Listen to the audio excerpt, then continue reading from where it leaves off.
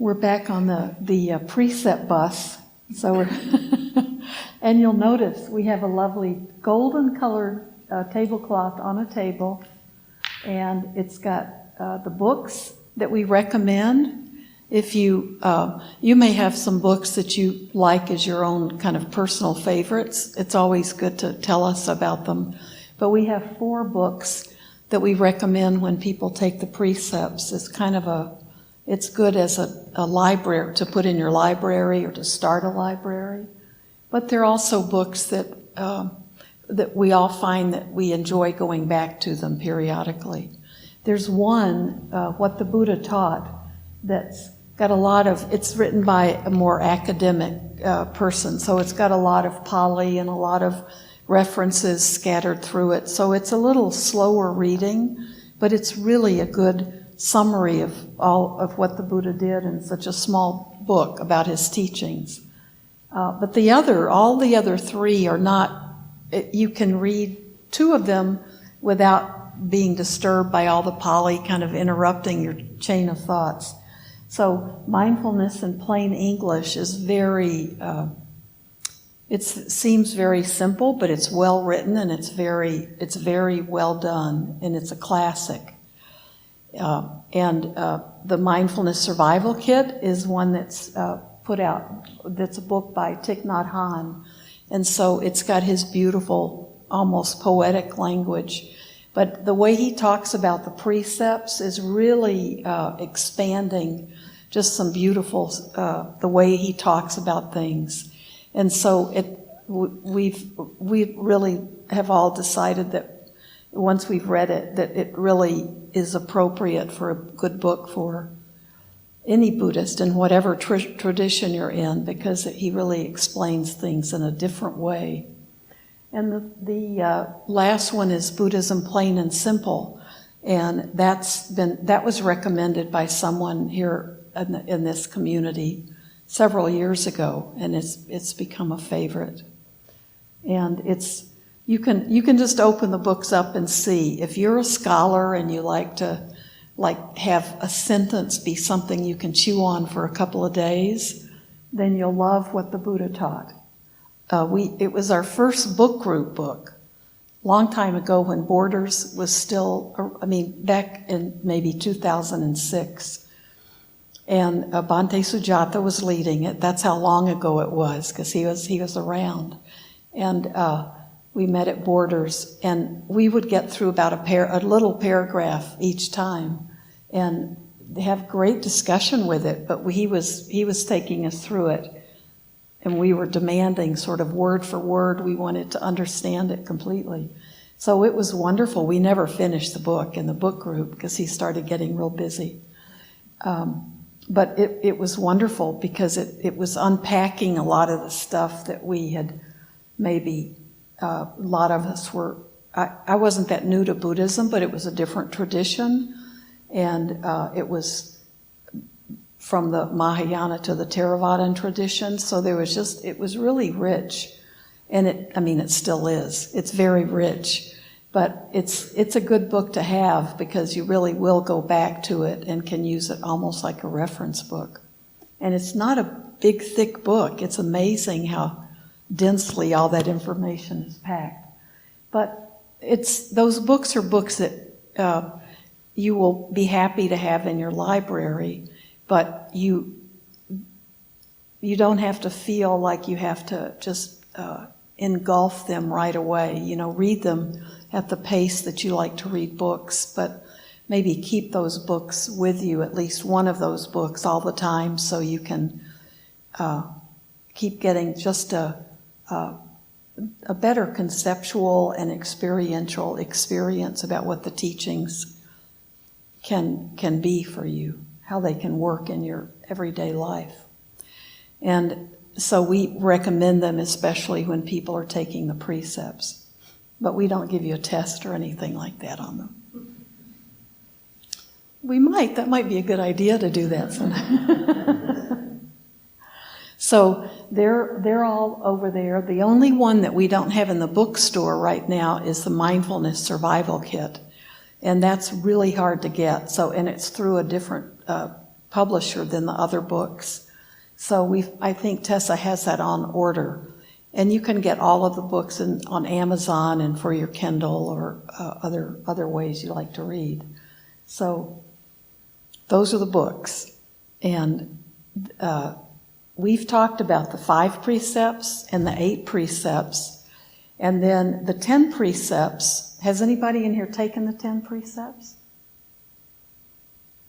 Oh, they're fun. They're fun. But we call them the Bodhisattva vows, so it kind of makes you want to swallow a couple of times. Because when I was in the Shambhala, and that's more of a Tibetan tradition, when they talk about Bodhisattva vows, they're just like dead serious about it. And that means you're going to hang around until every being attains nibbana. So you're not gonna just be the head of the class and get there fast.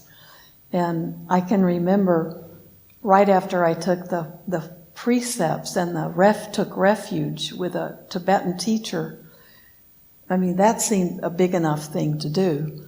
But then there were people in the class that we had. We took classes together, and it was we were a little sangha to ourselves because we had all started about the same time. Very soon there were 2 people in that group who had said, well, next time I can, I'm going to take the Bodhisattva vows.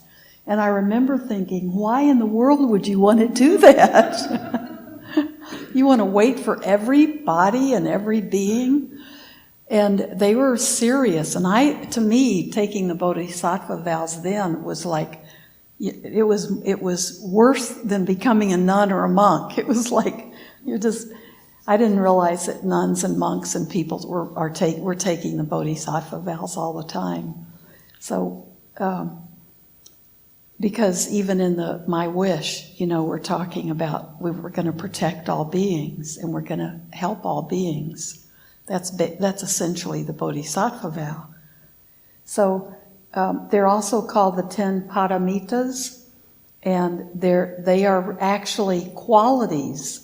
So if someone's taken the 5, and they've taken the 8 lifetime, which is just adding more about refining our speech. Then when you get to the 10, if you choose to take those, they're 10 qualities. So you're just working on like keeping those qualities in your mind as part of your training, part of what you're working with. And you're committing to them. So they're qualities that we talk about all the time in Buddhism. So, and that's dana, which is generosity. That's number 1. And virtue, which are the precepts, that's number 2. And the third one is renunciation, which is that renunciation. I always love to think about that in a way so different from how we usually think about it. Renunciation is really letting go of the things that are not making you happy, that are not really serving you to give you the kind of happiness and peace that you want in your life. It's not like letting go of the things that we treasure. Most people think, well, you only renunciate if you're a nun or a monk and you shave your head and you wear the robes and you don't do any of the fun stuff anymore. But really, renunciation is about letting things drop when we realize, this isn't really the answer. This isn't really making me happy. And it might be harming me. So it can be, there may be people, there may be maybe seeing that we work too much and we don't have enough time for ourselves. Renunciation can be letting go of that burden of maybe staying too busy or staying too in business that maybe we don't have to be caught up in, like other people's problems and things, or having to be the person who knows all the news all the time. That'll make anybody crazy, I think. So let's let that go. Doesn't mean we quit being engaged and involved in the world and doing good things at all. But renunciation is seeing what needs to drop away, help us reach our goals. What we have is our intentions. So it's really a wonderful thing. It's not like if I want to do this, I've got to start having a miserable life. You can still have lots of fun. It gets more fun because you're not feeling guilty about things or regretful about things or, not having things in your life that are making you happy. So that's dana, sila, nikama. And then vidya, the next one is energy. And so that's talking about we literally need a lot. You needed energy to decide after a full day of doing things today that you were going to come to the temple tonight, or that that you do things that it's that energy that you need to actually walk this path and to integrate it into your life so it just becomes, who you are. That takes energy. We would all be using less energy if we were curled up on a sofa, watching whatever. I don't know. I'm sure there's something to watch that would be, take less energy than coming here. Yeah. Something that would be so mind-numbing that you could fall asleep. And so there's always something that takes less energy. Even though meditation is relaxing once you get the hang of it, when we're really meditating, we're not falling asleep. There's more energy going into that meditation than sitting in front of a TV or even talking to someone on the phone. So we need that energy is part of what keeps us going on this path, because it isn't always the path of least resistance. We're like the fish swimming upstream a lot of the time, and it takes energy to keep doing that. And the last one of the first 5 is patient, kanti, panya, wisdom. So the 5th one is wisdom. And that's the wisdom that we are developing as we go along the path. It's what we're studying and what we're learning, and it's also as we are practicing more and kind of sitting with ideas and letting them kind of do their thing below our mental thinking. We're developing wisdom and insight within ourselves. But it's also the wisdom of what we're studying and what we're learning. So it's kind of the outside world and the inside world. So those are the first 5. And the 6th one then is truthfulness. No, patience is next. Patience, which is kanti. Patience. And patience is a wonderful quality to look at, because I didn't realize how important patience is when we're working with negative emotions like anger. So patience, the quality of patience, it's that sometimes enduring something.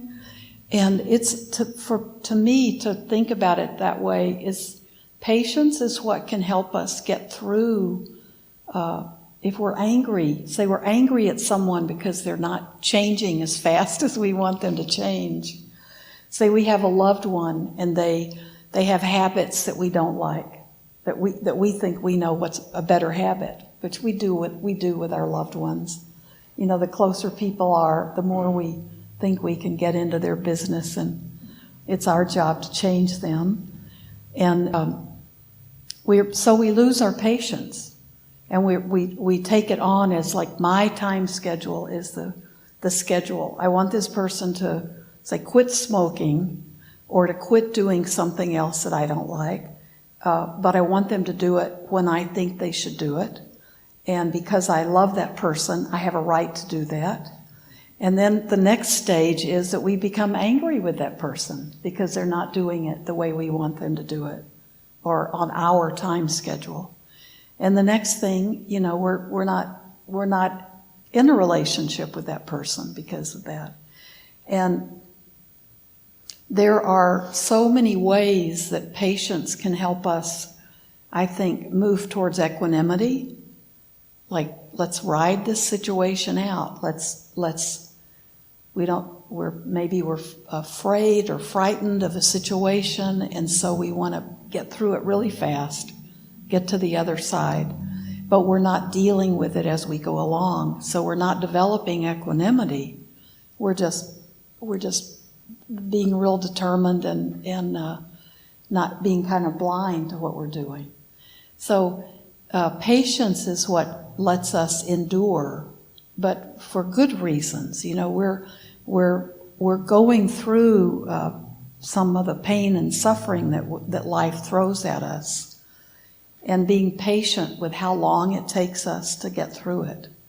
And that's developing, like we begin to react less in anger, and we're looking more and more at getting to what equanimity is for us, which is that balance, and that's that imperturbability.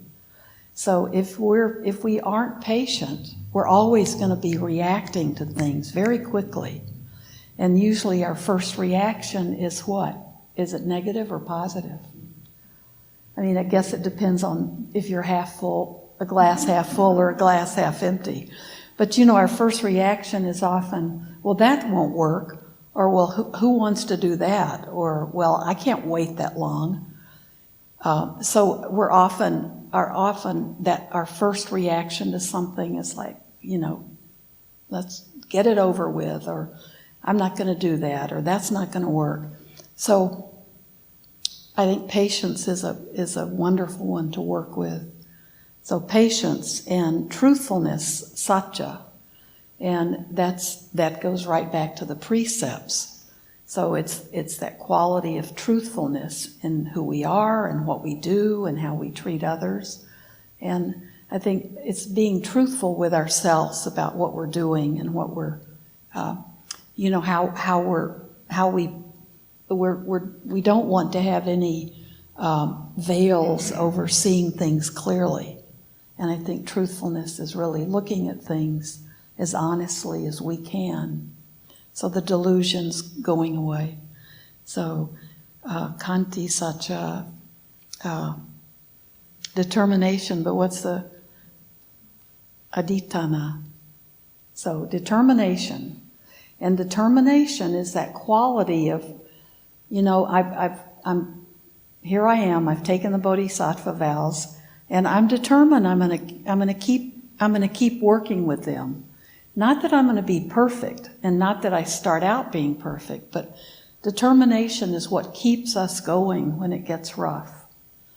Not stubbornly and blindly, we've got to be aware and awake and honest in the whole thing, but determination it works along with energy, but it's just when it feels rough and like it would be just so much easier to give it up, that's when aditana,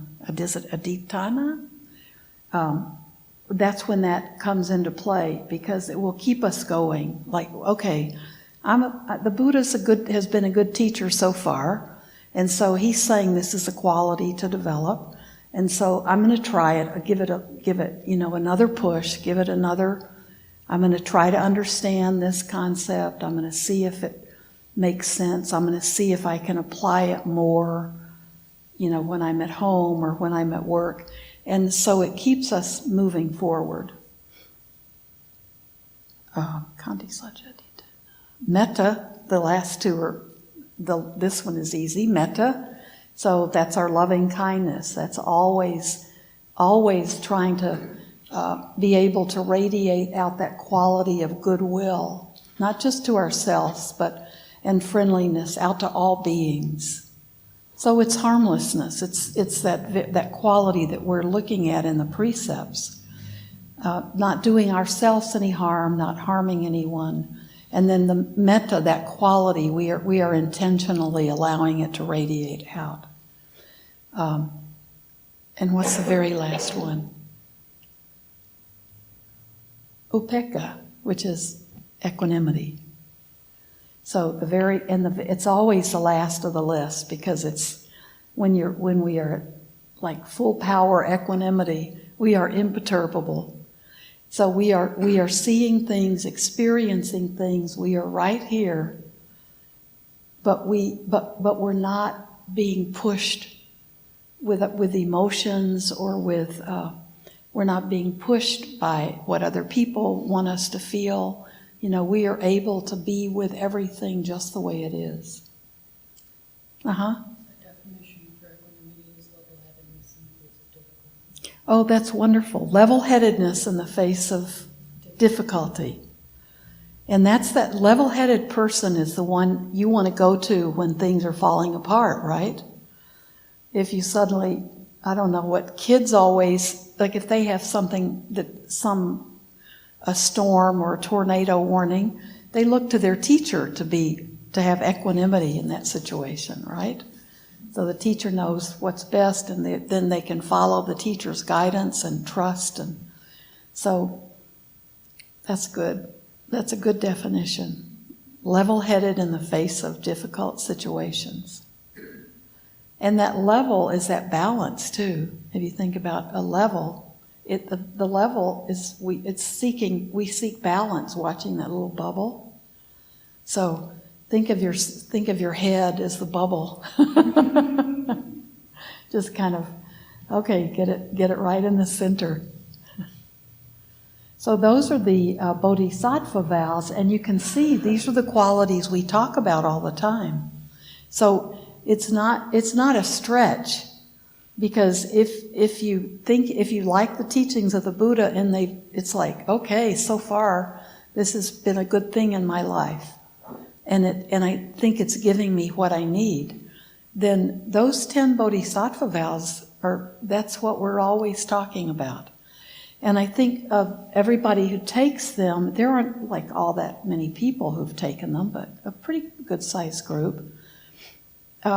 They all work with those vows in different ways, but it's a quality, and you're not saying, I undertake the training in equanimity. It's just equanimity.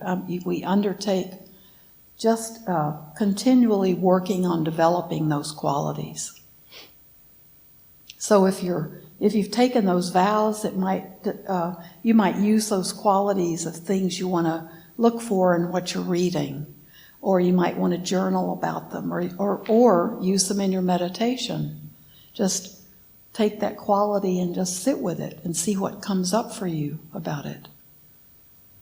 And where you are with it. And think, maybe this is something I could deepen. And there's so much written about them. So those are the 10.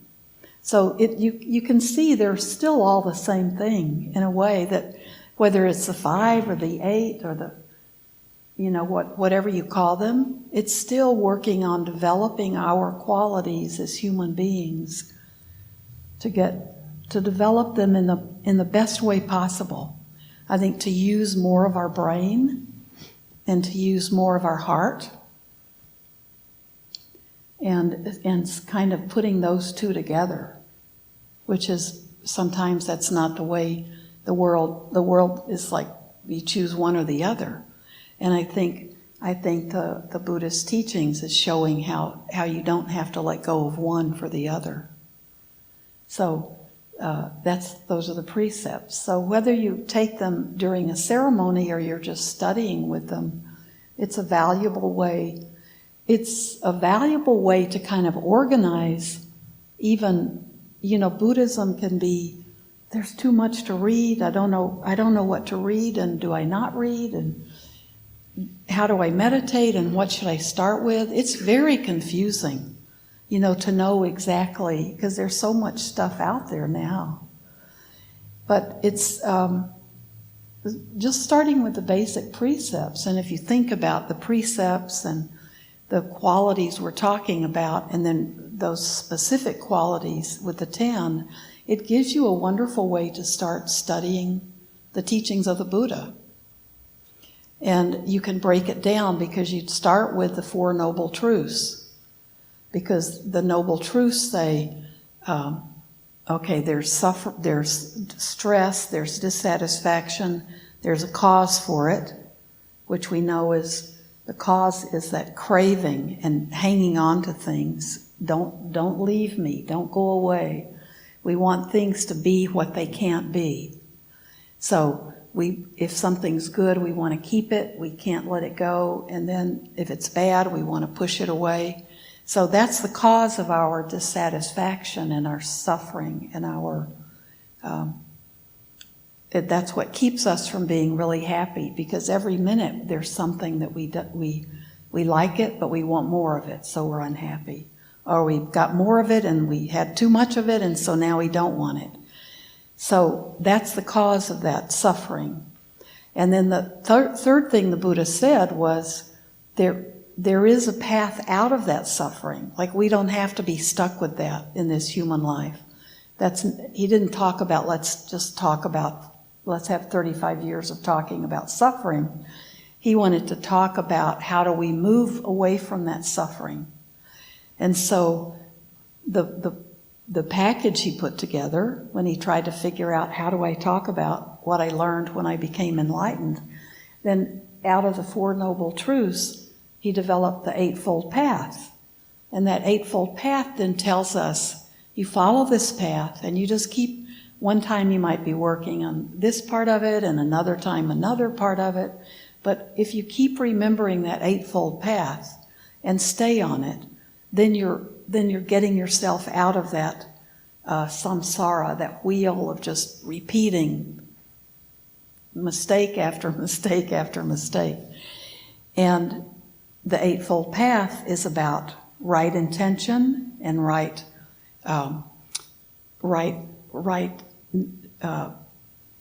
wisdom, and then right action and right livelihood and right speech. So we're covering all the things in the precepts, right? And then right effort and right mindfulness and right concentration. So then we move up, then we can start talking about what are the precepts and start talking about what those are and how they tie into the basic teachings of the Buddha, which is the Four Noble Truths. And the 5 precepts are talking about that we're not going to harm any living being. So no killing and no, I don't even want to say the 5 because I keep getting them out of order. No killing. What's number 2? No stealing. And the third one is not engaging in sexual misconduct. And the fourth one is not telling lies. And the fifth one is avoid drugs and intoxicants that cause that mindlessness. And we don't want to expand the precepts too widely, so it's taking on too much. But I think it's safe with the fifth one to think of what your personal intoxicant is.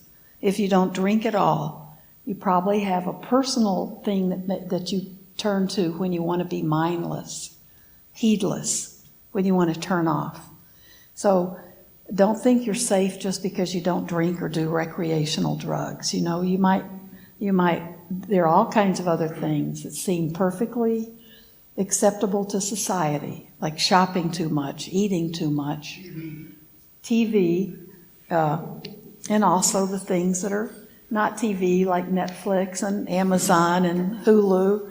You know, all of those are things that are just created to make us overindulge in them. You know, our company tells us, go shopping because it's good for the economy. We're encouraged at all levels, right? So we all have our little things that we know we need to work on but we have to be gentle with ourselves too.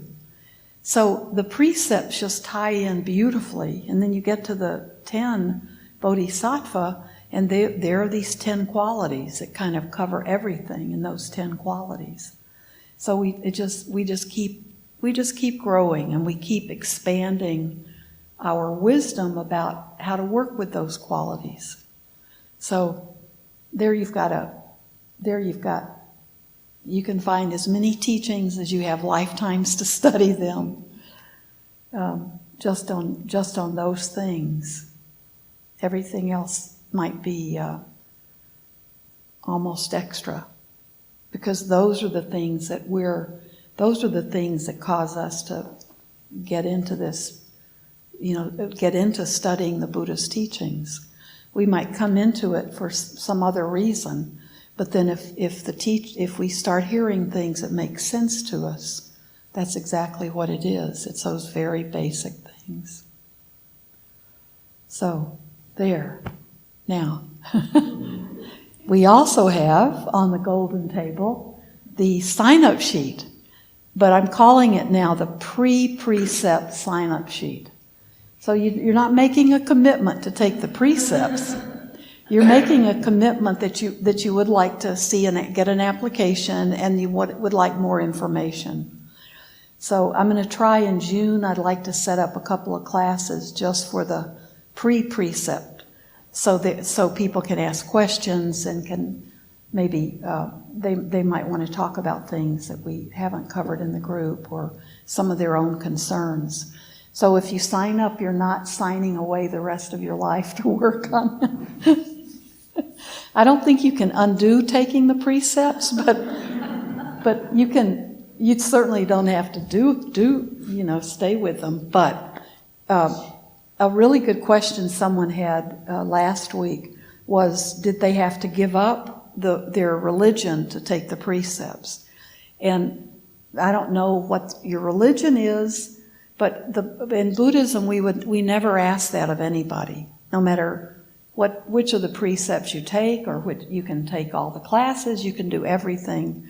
There's never, we will never say to you, but you have to officially be a Buddhist before you can, go to the potluck or something. So you'd never, and taking the precepts isn't saying I am now a Buddhist, but it is saying I want to work more with the tools the Buddha offered me, because I like his teachings and I think I can get a lot out of them. But it doesn't mean giving up the religion that you were raised in, or that's comfortable for you, or that your family is. It's not asking you to give anything up. Mm-hmm. What does it mean to be a Buddhist? Am I a Buddhist? Well, I think you can call yourself. I don't think the Buddha was not teaching a religion. He was teaching like a living philosophy, and he was teaching about, which was probably absolutely true for Christ too, and other great teachers. They're teaching their time in their world, what they think is a way to live a life combining, reality and also the spiritual side of us. So I don't think there's any point where you're supposed to say you're a Buddhist, or it could be the first time you come in and you hear it and it sounds good and you think, oh, I think maybe I'm even already that. When I was in the Congregational Church, which is kind of like a Unitarian church, it's really liberal. When my kids were little, I'd gone back to Christianity when I had children, but the minister used to always tease me. He'd say, "You're really a Buddhist, you know that, don't you?" And I wasn't. I had never been interested in Buddhism, but that was kind of a running joke with us. And sure enough, that's what I was. And I realized it the first time I heard the Tibetan teacher that I then took refuge with. I listened to him and didn't understand much of what he said, but took a retreat he was giving. And so by 3 days later, I thought, oh, this is what I've been looking for. So it was. I felt okay thinking I probably was, like Steve said, I probably am a Buddhist. But you don't ever have to do that. If you want to, you can call yourself a Buddhist. When you take the precepts, you do get a certificate with a Buddhist name, but it doesn't even say you're a Buddhist. It just says, here's your Buddhist name, and here's what it means, and then it says I've taken the 5 precepts or the 8. So, yeah. What does it mean to take the precepts? Like, what do you accomplish? Like, what is the, I don't know, the end point or? I think, I'm new, so I don't know. yeah, the end point. Well, the end point is enlightenment down the road. I think the reason we take the precepts is to make a little bit more of a commitment to actually working with the teachings that the Buddha, so freely gave. Taking the precepts is like kind of, it's like, I see it as a way to kind of tell myself I'm serious about taking this journey. Because these are qualities that, why would I not want to work on those qualities? It's kind of like solidify a commitment. Your own personal commitment. Yeah. And when we take precepts, it's not even about our studies. It's about how we live. So the precepts are really about what we're, walking or talk. Because the precepts are all about, I undertake the training in the harmlessness. I undertake the training to not lie. So it's really about the very specific things that we're looking at in our own lives.